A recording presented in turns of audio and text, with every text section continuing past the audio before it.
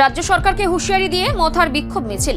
সরকারের শরিক পার্টনার হয়েও সরকারকে হুঁশিয়ারি দিয়ে বিক্ষোভ মিছিল সংগঠিত করল তীব্র মথা দল। রবিবার সন্ধ্যায় চড়িলাম আড়ালিয়া বাজারে। আড়ালিয়া বাজার থেকে মিছিল শুরু হয়। গোটা আড়ালিয়া বাজার পরিক্রমা করে মিছিল শেষ হয় আড়ালিয়া মসজিদের সামনে এসে। সংবাদ মাধ্যমের মুখোমুখি হয়ে তীব্র মথা দলের চড়িলাম ব্লক সভাপতি বুদ্ধদেব বর্মা বলেন, আমাদের দলের সিনিয়র লিডার ডেভিড মোরা সিংকে উদয়পুর মহকুমার শাসক শোকজ নোটিশ দিয়েছেন। তাকে নির্দেশ দেওয়া হয়েছে উদয়পুর মহকুমা শাসক অফিসে এসে দেখা করার জন্য। তাকে সাম্প্রদায়িক বক্তব্য সোশ্যাল মিডিয়ায় রাখার জন্য এই শোকজ দেওয়া হয়েছে। তাকে ক্ষমা চাইতে হবে।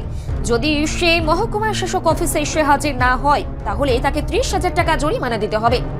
এই শোকজ নোটিশ প্রত্যাহার করতে হবে। এই শোকজ নোটিশ প্রত্যাহারের দাবিতেই ছিল আমাদের আজকের এই বিক্ষোভ মিছিল। রাজ্য সরকারকে সরাসরি হুঁশিয়ারি দিয়ে নোটিশ প্রত্যাহারের দাবি জানিয়েছেন তীব্র মথা দলের চড়িলাম ব্লক সভাপতি বুদ্ধদেব বর্মা।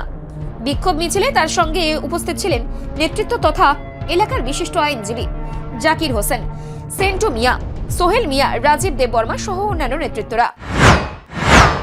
নেতৃত্বে টিসিএফ এর নেতৃত্বে এখানে একটা মিছিল সংগঠিত করেছি।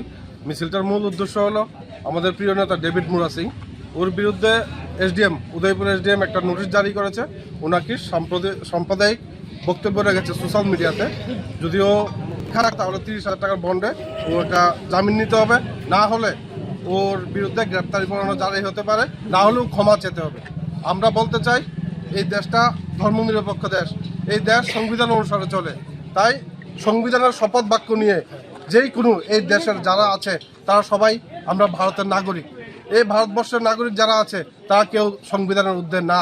ডেভিড মুরা সিং কোনো অন্যায় কথা বলেনি, ভারতের হয়ে একজন ভারতীয়ের পক্ষে কথা বলেছে, কোনো ধর্মের বিরুদ্ধে কথা বলেনি, কোনো বর্ণের বিরুদ্ধে কথা বলেনি। তাই মাফ চাওয়ার কোনো প্রশ্নই আসে না।